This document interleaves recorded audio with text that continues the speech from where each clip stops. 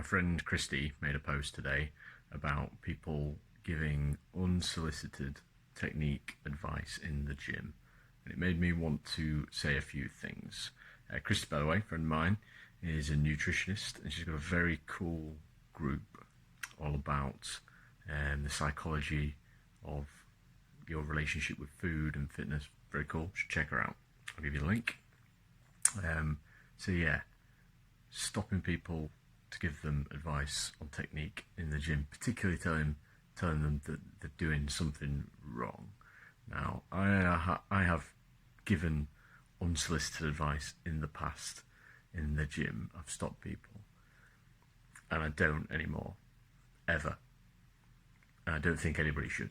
And you'll hear people say, unless you're a PT, you shouldn't be giving people advice in the gym, which is probably true. But I think even if you're a PT, you probably shouldn't be giving random people that you've never seen before in the gym advice on their technique, because you don't know their situation, you don't know their training history, you don't know their goals, you don't know their injury state.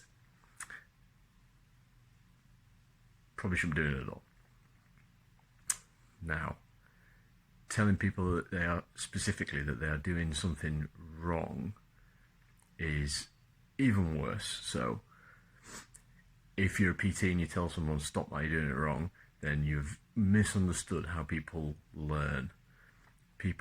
Beginners learn how to lift will self-organize their technique. So yes, you can give them cues.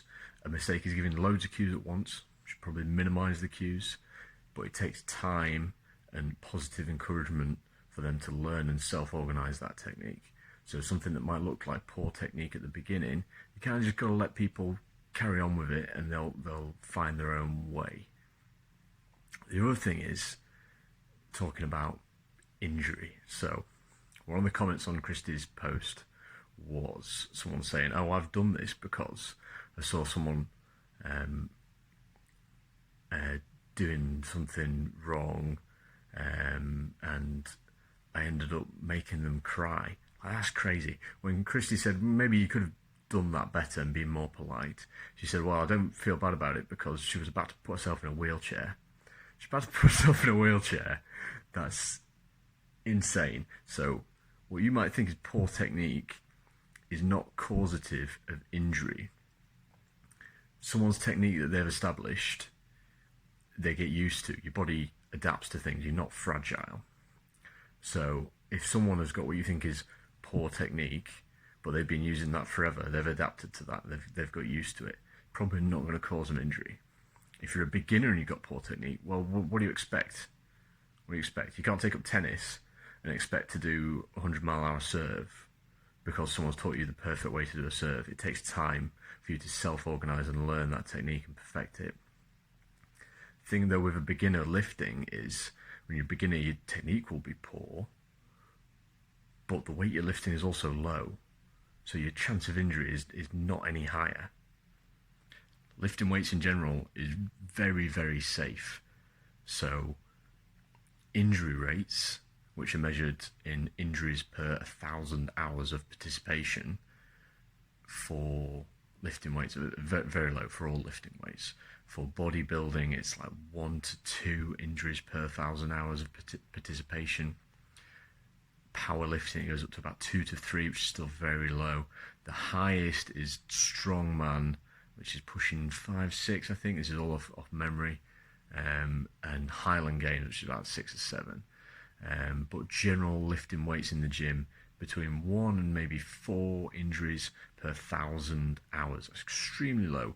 Lower than every sport, even stuff like golf and 10-pin bowling. It's lower than them. It really is. Look it up.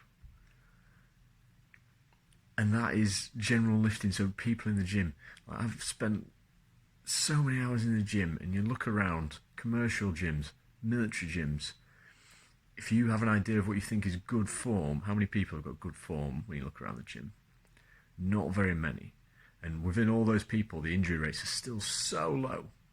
So it's really safe. An injury has got pretty much nothing to do with it. You can't prove that it's got anything to do with it. And within that injury rate, most of those injuries are accidents. So people dropping plates on their toes and trapping fingers in between the bar and the rack and stuff like that. So the injury rate is even lower for injuries that actually happen while you're lifting. So technique's nothing to do with it. Lifting, very safe as it is. Technique, right, let's talk about technique. So let's take deadlift for an example. So you might think lifting with a round back in deadlift is going to cause you injury. Well, it's not really. Most people think we've got this idea of a flat back in the deadlift. So a neutral spine, what people call a flat back, is a range. So there's a natural range of flex in your spine. And within that range, you're absolutely fine. This is different for every person. You can't tell just by looking at someone. It's impossible actually to do a squat, a deadlift, or a good morning. This was tested specifically, those 3 lifts in a study I saw recently, without significant flexion in all areas of your spine.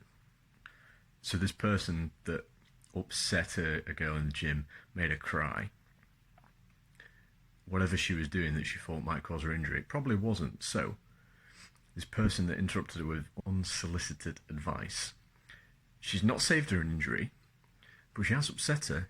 She's ruined her gym for the day. And this person might be so upset by that. Maybe they were already insecure. They're a beginner in the gym. They might not go back to the gym that week. They might not go back to the gym for months because they're put off. They might never go back to the gym. So the person that interrupted them has not saved them from injury, but they might have cost them months or a lifetime of benefits and gains. It's not a good trade-off. Wait a minute, Andy. You've got videos on your profile of technique, how to do technique better. So you're saying technique doesn't matter. Well, I'm not saying that. Technique does matter, but it doesn't cause injury. Poor technique doesn't cause injury. The view I take is that technique can help you train better. You can get a better stimulus. You can be stronger with good technique. The only relation to injury is that if you're getting a better stimulus with less fatigue, then you can do less work for more gains. An injury probably is related to the volume of work that you're doing. So I would never interrupt someone in the gym for technique advice. I would maybe introduce myself, say hello. I think if you want to give someone advice that you think is a beginner, I would start by giving them positive encouragement and saying, doing great, mate, looking great. Keep practicing, keep at it. That's where I would start. If you've seen them multiple times, you've already done that, at some point maybe you can say, fancy a few tips for that to make that exercise better so you feel it better or you're stronger on that exercise. But don't talk about technique. My clients, I do talk about technique, send me videos, people I see in person. If they were talking about a round back deadlift, so if someone's deadlifting with a very round back, I might advise that they would be stronger if they can set up better, retract better, brace better. I'd probably have some cues for them to do that. I'd probably have some accessory exercises that I would program for them that might fix that for me. In order to get better force transfer, lift more weight, if they're a competition athlete like a powerlifter, to lift more weight in competition, or if their goal is muscle building, to get better stimulus on the muscle, target the muscles that we're trying to build. So for the deadlift, hamstrings, etc., posterior chain. Would not be mentioning injury risk. I wouldn't say you need to change that or else you're going to put yourself in a wheelchair. That's just stupid, ill-informed thing to say. So if you see someone in the gym lifting what you think is poorly, round back deadlifts, jerking things, poor range of motion, should you correct them to stop them getting an injury? No. Could you correct them to make them get more benefit from the exercise, get more gains? You could. They could get more gains, but that's none of my business.